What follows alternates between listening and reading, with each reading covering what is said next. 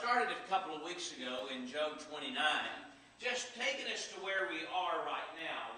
We reminded ourselves every week that the book of Job divides into three sections. The prologue that sets the background, the dialogue, which is the discussion with the friends and with God, and then the epilogue, which deals with the outcome at the end of the book. When we are in the midst of the dialogue, we're in chapter 29. What that means is the three friends of Job, they're through speaking.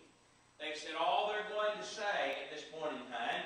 It really seems that they came to the point that they thought it's not doing any good, Job's not listening, and so Zophar doesn't speak at all in that third cycle. Job, it seems, sort of pauses to allow a response. When they don't respond, it said he continued his discourse. So Job 29 through Job 31 is Job's final response back to the friends. And as he began by talking about the good old days. We talked about that a little bit a couple of weeks ago, where Job said, I remember how things used to be. And the way things used to be is I had been blessed by God. I was respected by people. They looked up to me. In fact, I helped others. I was blessed to the point that I was able financially and otherwise to help and assist others. I saw the wicked punished. And if you'd asked me, I would have thought I would have lived a long and happy life. Other people came to me and sought counsel as to how to live and how to deal with issues of life because I was so well respected. But those days, Job saying, are past. I wish that things were like they used to be. Oh, he said in verse 2, that I were as in months past. But when you come into chapter 30 now, where we're going to begin, he talks about his present humiliation. And he begins by talking about how he was mocked by young men. One of the threads that you sort of see running through all the speeches, I think, whether it's the friends, whether it's Job, whether it's Elihu later on, is at this point in time, it was just generally accepted that the young treated the old with respect. One reason Elihu had not spoken yet is he said, out of deference to those that were older, I stayed silent. But now Job, instead of being looked up to, he's being mocked by young men. In fact, look at the kind of people it is that's mocking Job here in Job chapter 30. They are people that are profitless. They have strength in their hands, but it's to no use. You ever know somebody that they've got the strength of youth, they've got the vigor of youth, and yet they use it for no valuable purpose at all. They sort of squander that. These are the kind of men that are taunting Job. People that are so low that in verse 1, Job said, I would have disdained to put them with my daddy's dogs. I mean, they're so unworthy of association. These are the dregs of society. That's the point. These are individuals that are wasting away. In verse 5, they are outcasts. They're driven from among men. They live in the clefts of the valley. They live like hermits. Like that, they bray like donkeys. In verse 7 seems to be indicating they sort of live like animals do. They are sons of fools, and these are vile men. What would you say about these men that he's describing in verses 1 to verse 8? They're about what? They're about as low as you can go. I mean, they are the dregs of society. They are the scum of the earth. I think that's the point that's being made. Yet what are they doing? I think Job is saying, yet I am so low in my suffering that these men that are the scum of the earth, that are the dregs of society, that are as low as you can get on the pole, they're looking down on me. They're treating me with disdain. In fact, look at verse 9. What are they doing? Well, they taunt him in verse 9. He has become a byword. They abhor him. They do not hesitate to spit in my face. I don't know if that's literal or figurative, but the picture there is that they spit on me. You may remember that sort of one of the insults that was paid to our Lord when they spit in his face. Now, I've said things when I think about that with regard to the Lord or here. I'd really just as soon somebody come up and slap me in the face as I had to have somebody come up and spit. Such an insult, degrading. yet they spit on my face. They are afflicting me without restraint, he said in verse 11.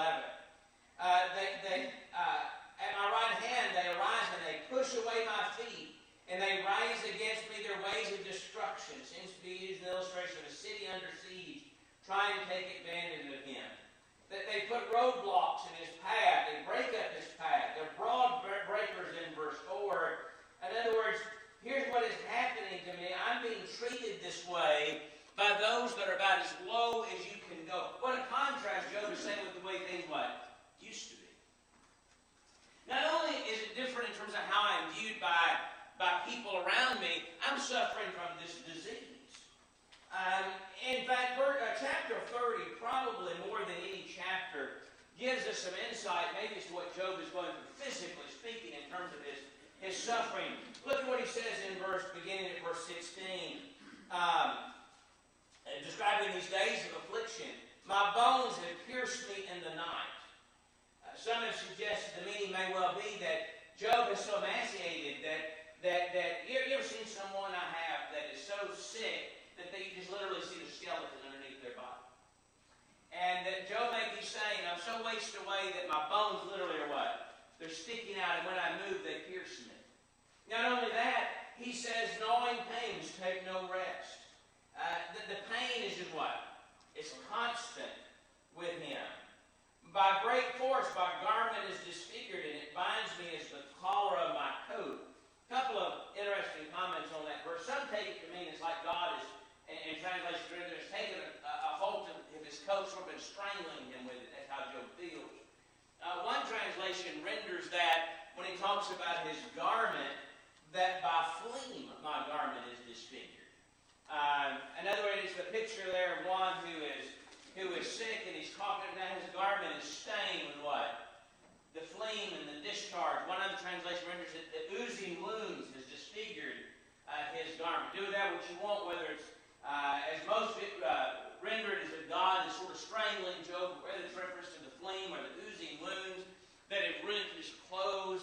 He mentions in verse, a little bit later here, his fever that he is experiencing as a result of this. Look what he says, though, in terms of who he blames for this, or at least points the blame. Let me go back to this. In 20 to 23, God is treating me cruelly. More than once, Job has said to God, I cry out to you, but what? You're not listening. You're not responding. You become cruel to me. You lift me up to the wind and cause me to ride on it. You made my life stormy. We've seen some storms over the last few days, but I think the picture they most think is she rides the wind. You made my life stormy. In fact, in verse 23, I know that you will bring me to death. I think Job seems to be saying, I look at my current circumstance, you're treating me cruelly, and there's only one end result. What? I'm going to die from this. It's got to end in death. And I've done all of that in spite of the fact that I've done good, and yet I'm receiving evil back in return.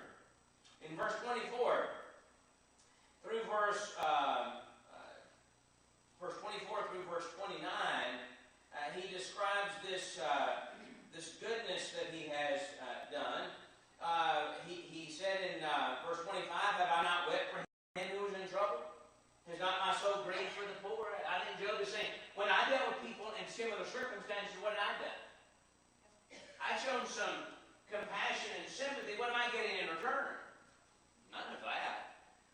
In fact, I'm getting the finger of accusation pointed at me and saying, Job, you need to repent of your sin. I've looked for good, but evil came.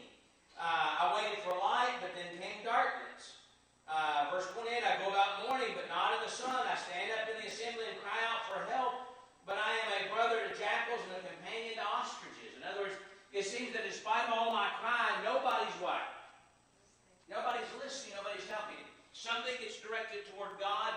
I'm not so sure that in the latter part is not directing it toward the friends to say, despite all my cries for help, you're not doing anything what?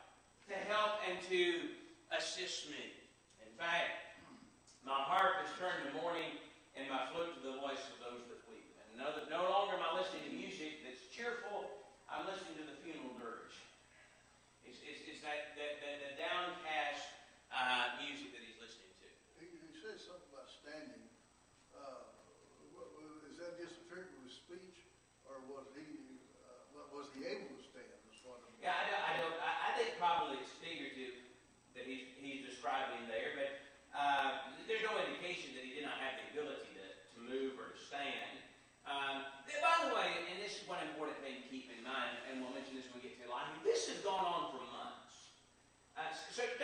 picture this in our mind. When we're reading through it, like some of the other Bible, it's almost easy to picture these three men later lying, sort of sitting around that ash heap, and they just did this a conversation they carry on in a matter of hours, because we can read through it in a matter of hours.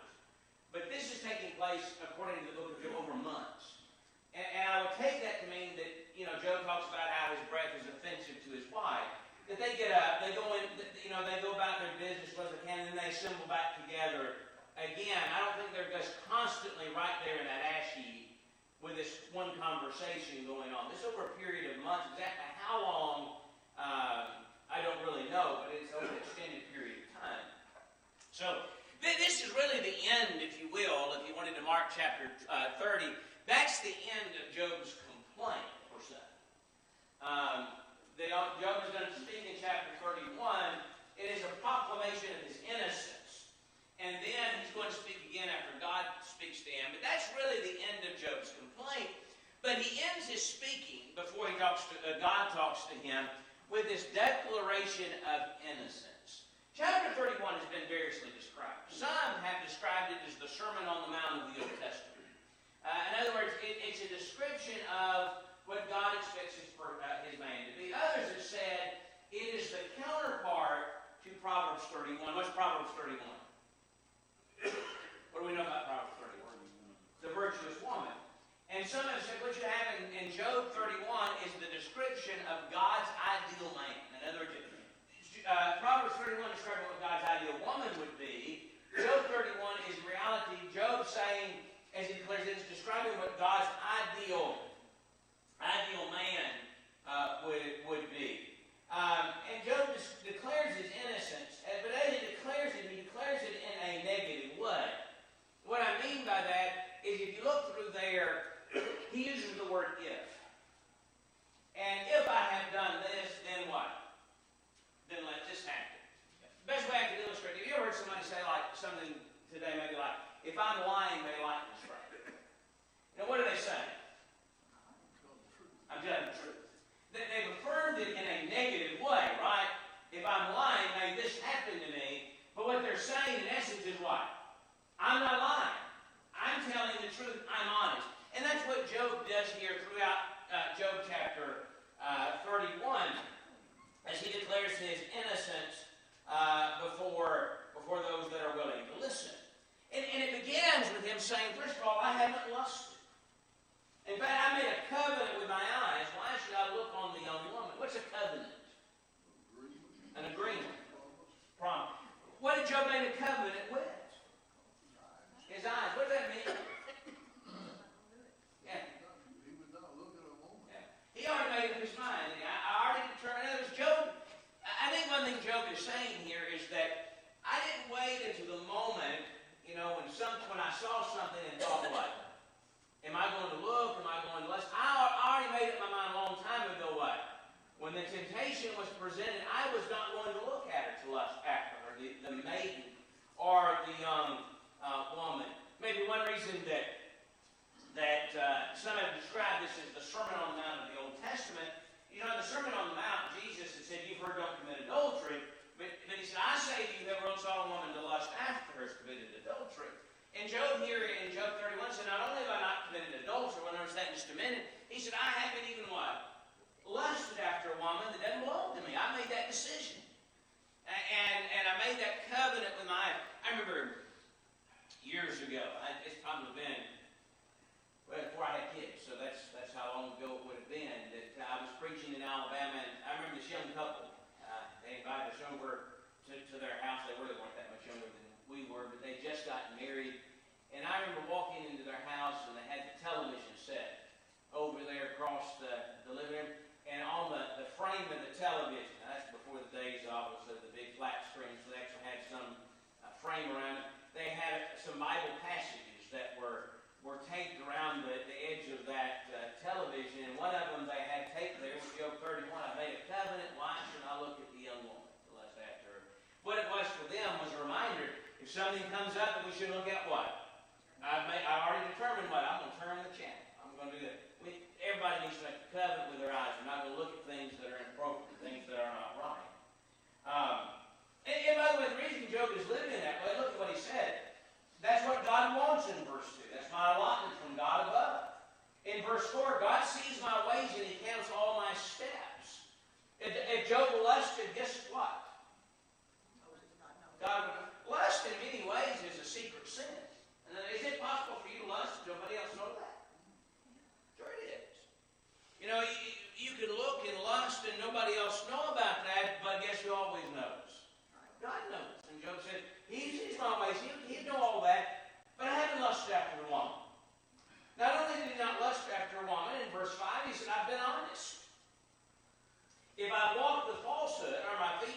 sins and deceit. Let me be weighed on honest scales, that God may know my integrity. Remember, one of the things that the friends had said when they finally came around to some accusation was, Job, maybe you've been dishonest in how you've dealt with people. And Job says what? I'm honest. If I let God put me in the scales, if I've been dishonest, let God weigh me on honest scales. He'll know my integrity. I think the point is, if God puts me in the balances and He weighs me out, God will know what? I've been honest in how I deal with people. And if I've been dishonest in any way, let me sow in verse 8 and let another eat. Let my harvest be rooted out. Let somebody else take everything that's mine if I've been dishonest. Job's saying, I've not been dishonest. Not only that, in verse 9 to verse 12, I've not been guilty of adultery. If I have been guilty of adultery, what?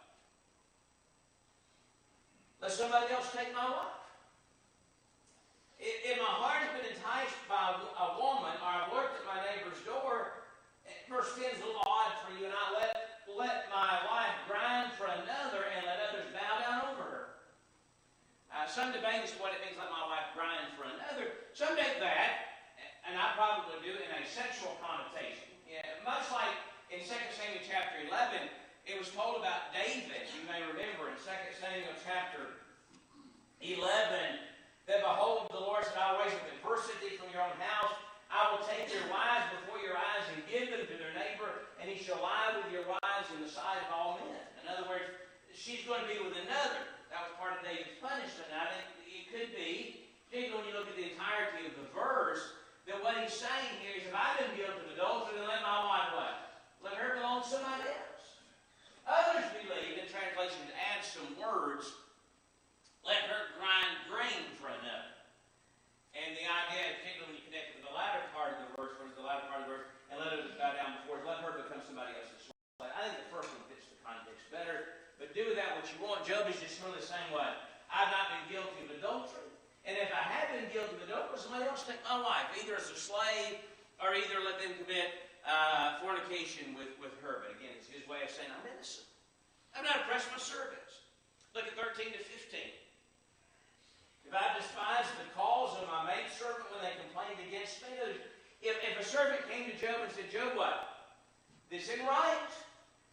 You've ignored this servant, or here's a need that needs to be provided, or your expectations are too high. If I've ignored all their complaints, then what should then I do when God rises up, when He punishes? How shall I answer Him? In other words, if that was what is taking place in my life, how can I stand before God? But I've not treated them wrong. Not only that, in verse 16 to 23, I've not neglected the needy. When I saw the widow or the poor, if I turn a blind eye to their need and I decide I'm just going to eat my morsel on my own, forget those in need. No, I'm going to take care of Job and Job alone. That's how I had lived my life. Then in verse 19, see where I'm at. Then in verse 23, he said, destruction would come from the Lord. Then let my arm, in verse 22, fall from my shoulder, and let it be torn from the socket. I think what Job is saying, you look at my life, I've not lusted, I've been honest.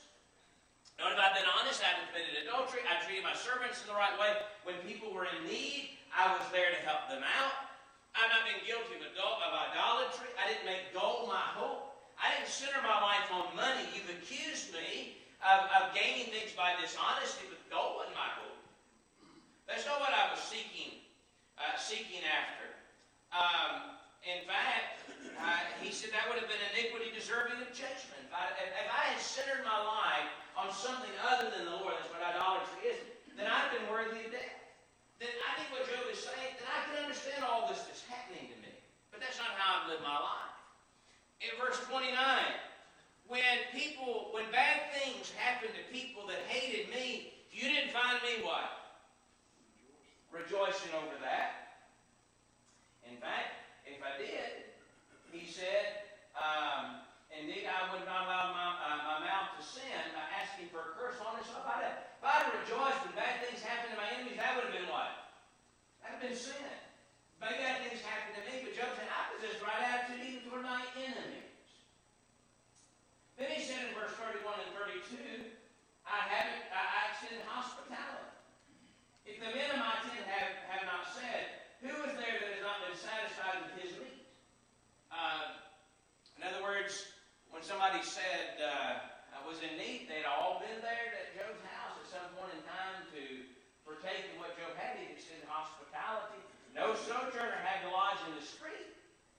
somebody came by in a time of need, Job didn't leave them in the street. Job said, I welcomed them in, I took care of them, I showed hospitality.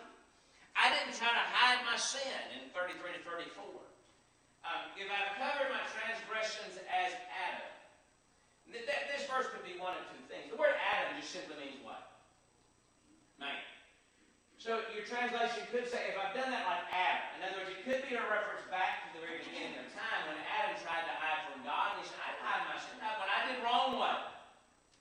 I acknowledge it. Or it could just be as man in general. Man has a tendency to try to hide his sin. And I don't act like others have acted in hiding my sins. Because I feared the great multitude and dreaded the contempt of family, so that I kept silence and did not go out the door. In verse 35, he said, really what I want is I want God to vindicate me. Really look at 31 this way. Think about it as God's ideal man. Job is describing how he lived his life. How did he live his life? One that was blameless and upright. One that feared God and shunned evil. And then in 35 through 39 of this chapter, he said, if God could come, he would vindicate me. That's what I want. Oh, that I had one to hear, here is my mark. Oh, that the Almighty would answer me, that my prosecutor had written a book. Surely I would carry it on my shoulders and bind it on me like a crown. What I want is God to testify that this is how I've lived my life. And if he would write it in a book, I'd carry it around like a crown to show to everybody else, look what? See?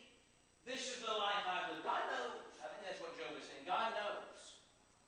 And I will declare to him the number of my steps like a prince I would approach. And then he closes by saying, I have not been guilty of injustice. If my land cries out against me and its furrows weep together, if I've eaten its fruit without money or caused its owners to lose their lives, then let thistles grow instead of wheat. I think the New American Standard says stinkweed. Let stinkweed grow instead of wheat and weeds instead of barley. The point is, you're accusing me of enriching myself at the price of others. And Job says what? That's not how I live. In other words, Job is declaring his innocence. And Job is saying, this is how I live my life. Is that the way we need to live our lives? That we could at the end say what? These same things about ourselves. And then the Bible just said, then Job ended his words, or the words of Job ended. That's where Job is finished. So the last thing that Job says to his friends then is what? I'm innocent. I haven't done anything wrong. Not of what you're accusing. Job is not declaring, let me emphasize, Job is not saying I've never done anything wrong. Job said I've not done anything wrong that is deserving what? Of what I'm going through. Okay. Of what I am facing at this moment in time. So with that section, the conversation between Job and the three friends has ended. And now we come to, well, let's stop here before we go on.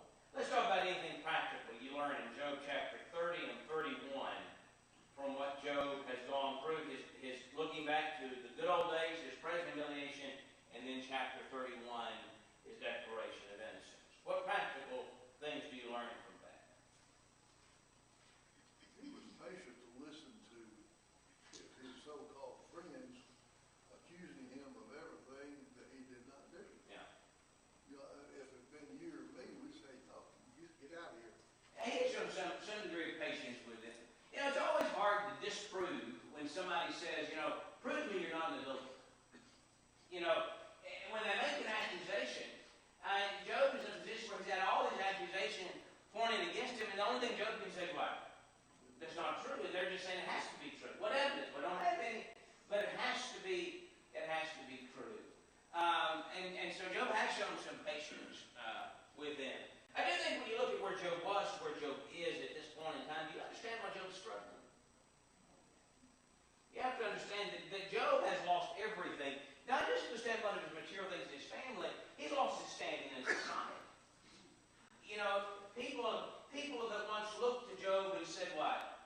Let's go get his advice, are now looking down on Job. Even the dregs of society are saying, what? I wouldn't want to be where Job is. So I think you have to appreciate when you read through that why Job feels the way he does and why Job is answering the question, why? And yet all that Job still says what? I'm putting my faith in God. I trust in the Lord. And that's why we talk about his patience from James chapter 5. I think for the ideal man of Job 31, I sort of have to look at that section and say, could I say the same thing Job said? That's what God's expectations are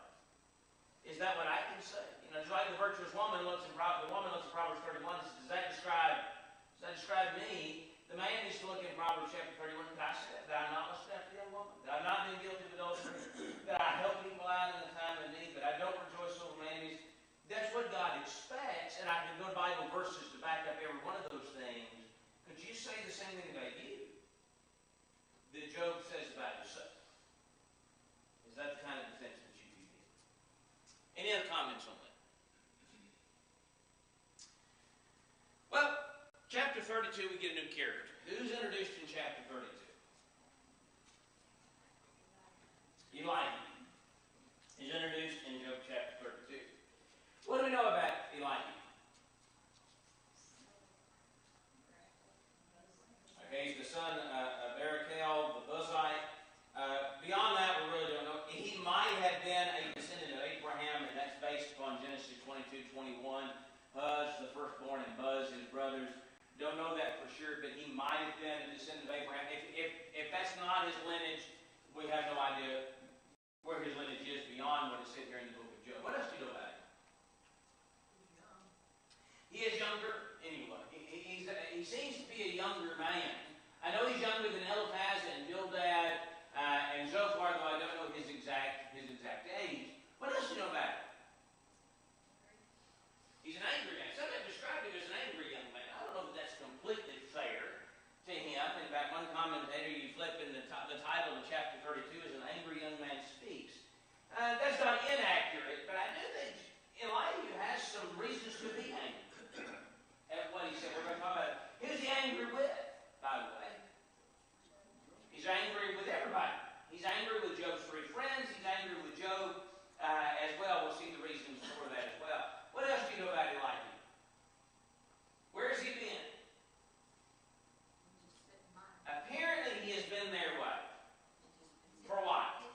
If not the whole time, he's been there long enough that he's taken in all of these speeches by the friends, and he's taken in Job's speeches, and now he's about ready to burst forth and speak. And so he has been there again. This has gone on for some time, but he has observed all of this speaking that has been taking place.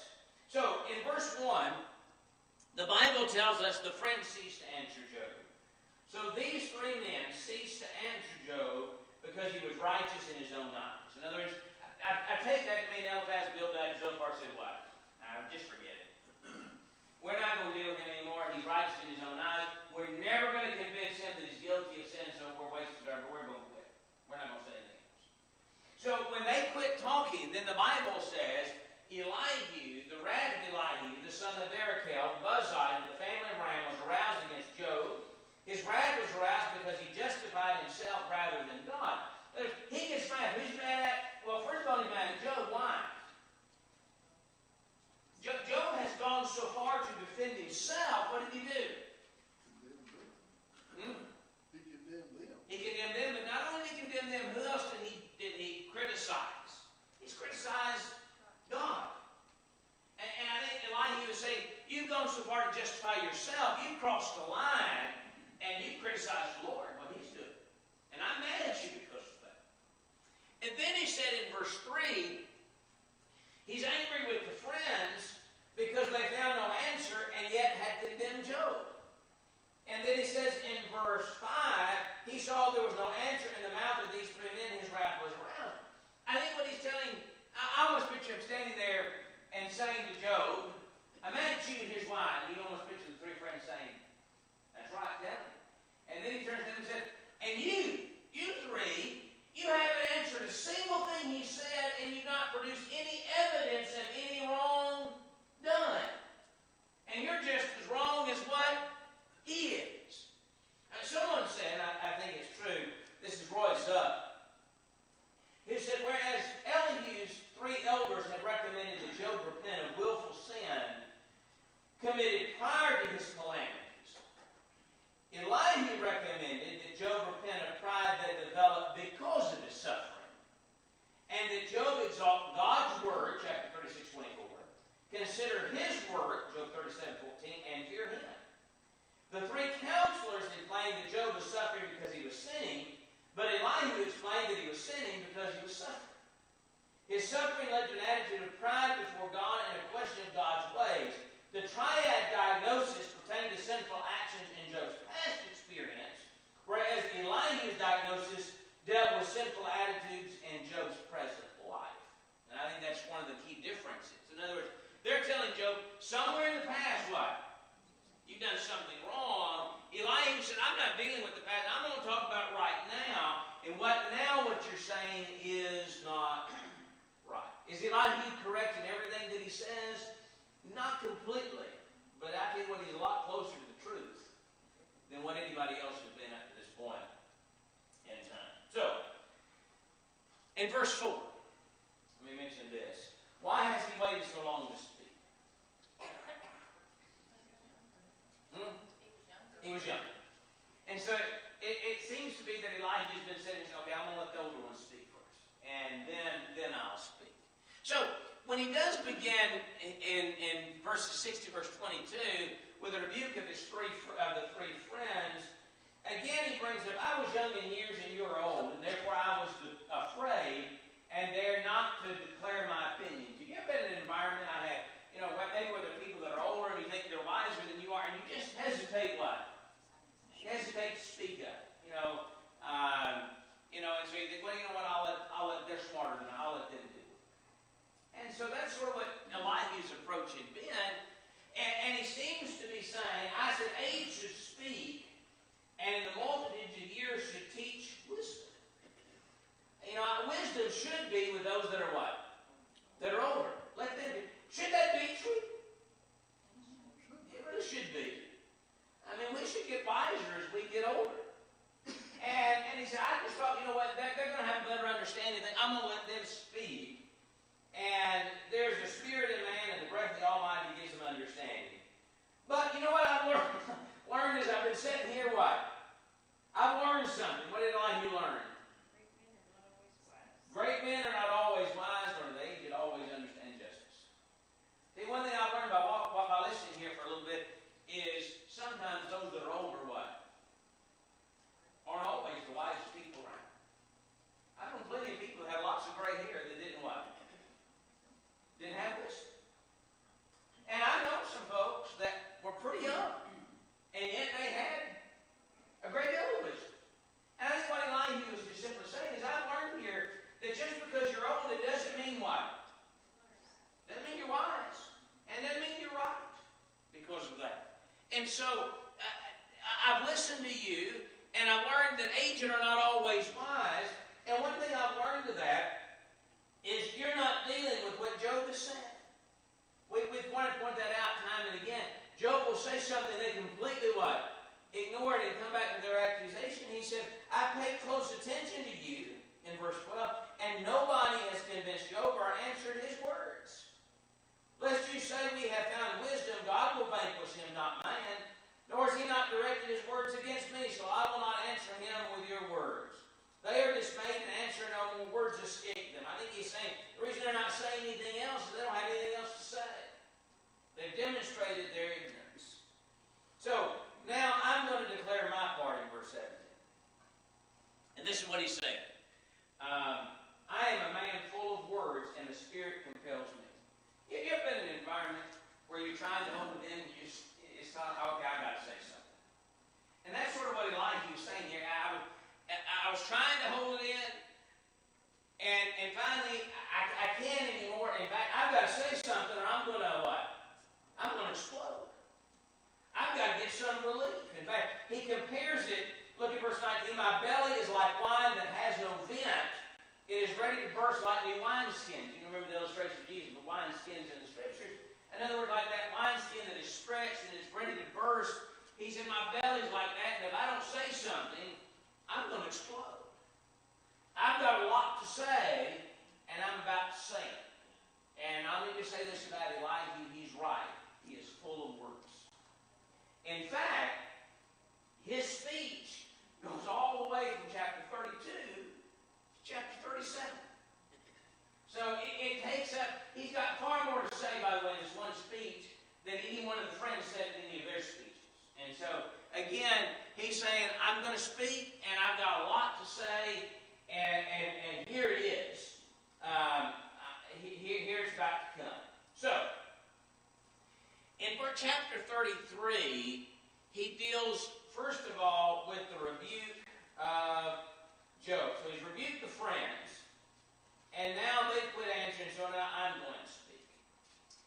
And by the way, if there's one criticism I will give of Elihu, I think Elihu, and maybe this is a character sometimes when we're young, too, I think he does border on arrogance.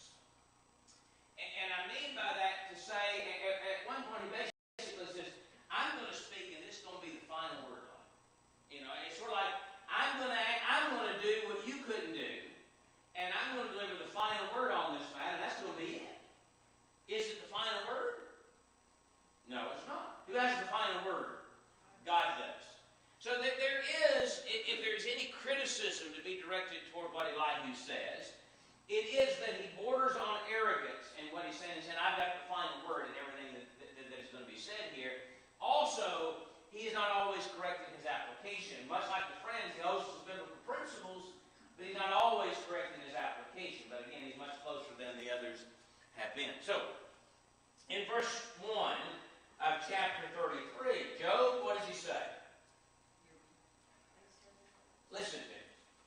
I'm going to open my mouth and my tongue is going to speak, but my words come from an upright heart and my spirit utters pure knowledge. I think what Elihu is saying is, I'm sincere in what I'm saying. And you ever heard, maybe you've even said to somebody before when you're telling them something, particularly something negative, I want you to know this comes from a good place. You know, I think that's what he's telling Job. Listen to me. What I'm telling you comes from a good place. It comes from a good heart. Okay, I've got your interest in mind. My words are pure. And then, and maybe much like a parent, talking to a child, of course, this young man talking to an older one. You ever, as a parent, you go to tell your children, give them some instruction, and they go to talk and say, just listen. Just listen. When I'm finished, what? Then you can say your piece, but just listen to me right now. And that's what he's telling Job. In verses 5 to verse 7, when I'm finished, what? Then he can respond. But right now, just what? Just listen to him. Sometimes what happens, and maybe, I wonder if Elihu had observed this between Job and the three friends. Sometimes when you ever try to carry a conversation with somebody and it's and they're always thinking about what they're going to say, and oftentimes when they're speaking, what are they not doing? They're not listening. I think all Elihu's telling Job is, please just listen to everything that I have to say. Take it all in. Then when it's all said and done, what? If you've got a response back, do that. But don't try to interrupt me and answer. Just listen to what I have to say to you. And there is some wisdom in that approach in dealing with some conflict. I am as your spokesman before God. I also have been formed out of clay. And surely no fear of me were terrified of you, nor will my hand be heavy on you. I think he said, I'm a man like your man. And when I speak to you, there's nothing in me that is going to cause you to fear me. So, verses 8 through verse 11, this is what he really says. Your complaint against God isn't right. Your complaint against God isn't right. Here was the complaint in the mind of Elihu. Surely you've spoken in my hearing, and I've heard the sound of your words saying, I am pure, without transgression, I am innocent, there is no iniquity in me. Let me ask you a question. Did Elihu correctly represent what Job said? Did he? I guess it probably depends on how you take it. Maybe. If he's saying, Job, you claim that you are what?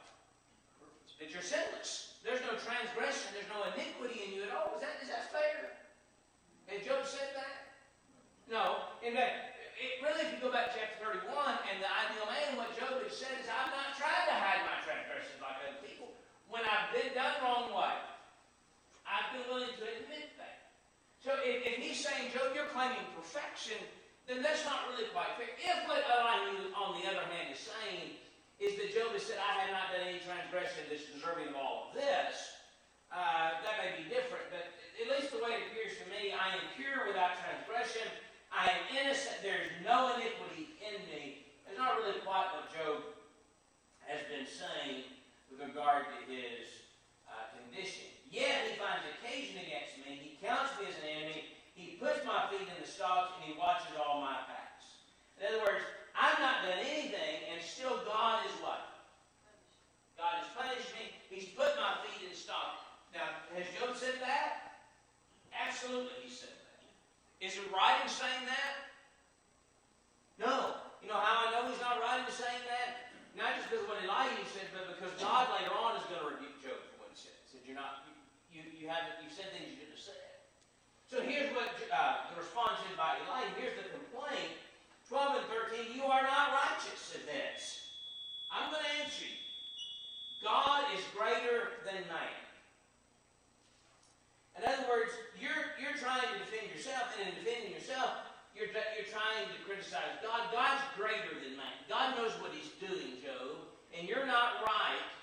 what you're saying about the Lord. Why do you contend with him? For he does not give an account in any of his words. Far more than the friends who are saying, Job, God's punished you for sin. What he's saying is God's greater than man. And guess what? God doesn't answer what? To you. God doesn't have to give an answer to you. And in this, I think Elijah's right. Does God ever have to come to you and say, I want to tell you why I'm doing this? Here's the reason why. God doesn't have to defend himself to you, Job. God doesn't have to give an answer for what he is doing because he is greater than what you are. Okay? So Job, in your complaint against God, you're not right. Not only does he say you're not right, in 15 to 30, he talks a little bit about how God communicates with man. And he said God may send a message to man in a variety of ways. He may speak to one in one way and somebody else in another way, and yet man does not perceive it.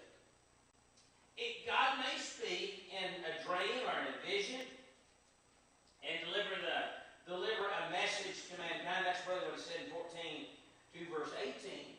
Can God speak to man and send a message by dreams and visions? Well, back then he did. But then I think this is probably the primary point he's driving at. In verses 19 to verse 30, sometimes God delivers a message to man how? Through suffering. He chastens them, is what he does. And the chastening is God sending a message to one. Is that true? Can God do that? Yes, he can. Is that what happened in Job's case? Well, not really. I mean, Job not being chastened or anything. It's that Satan stepped in and challenged. Lord, this when I say that Elihu, much like the friends, he hopes to biblical personal. God sometimes sends chastening upon man to teach them a lesson. Is all suffering a chastening of the Lord? No. It's not. Was it in Job's case? No, it's not. It wasn't really the Lord chastening Job. It was the Lord proving that God was worthy to be punished. And so, but he says sometimes God speaks to man by suffering and chastening him in order to, with strong pain, so that his life affords bread and his soul succulent food, really his flesh wastes away. In verse 21, in fact, if you look at the description there, he's really describing what Job is going through. And then he says, if there's a messenger for him, a mediator, one among 1,000 to show man his brightness, then he's gracious to him and says, deliver him from the pit. So God chastens him, he brings him to the point, and then he delivers him out of that because he prays and he turns to the Lord. And so really what he seems to be saying to Job is sometimes the chastening is designed to be to deliver a message from the Lord, and he chastens us in order to teach us a lesson, in order that things are going to get better. 31 to 33, really, and this is probably where we're going to end for this tonight. The next week we're going to have Bible class because Brother Mohier will speak to us during this period. And he said, Job, listen to me. Hold your speech and peace, and I will speak. If you have anything to say, answer me. Speak, for I desire to testify to you. If not, listen to me. Hold your peace, and I will teach you wisdom. Job, if you can refute that, then what? Refute it. If not, listen to what I've got to say. And he's going to go on from there. Let's just stop right there. Chapter 33, 32 and 33, in Elihu's speech. What did you learn practical lessons that you can learn from Elihu and what he has to say here? I did learn something, I think I already mentioned this earlier, about throughout the book of Job, and that is that the elder need to treat the elder with respect. And I think you see that on the part of Elihu. But I also think I learned in Job 32 is being old and being right are two different things. You know? So sometimes I've heard Tim Bradley say a few times about this, well, I'm older, therefore what? I'm right. Well, is that true? Not necessarily. Old people can be wrong too. In fact, sometimes there's pretty foolish old people. And there can be some pretty wise older people. And so Elihu learned that lesson by listening and observing what was being said. And what that means to me, by the way, is I always have to test what I learn, no matter who it comes from, to see whether or not it's the true wisdom that comes from the Lord. We'll pick up with Elihu here in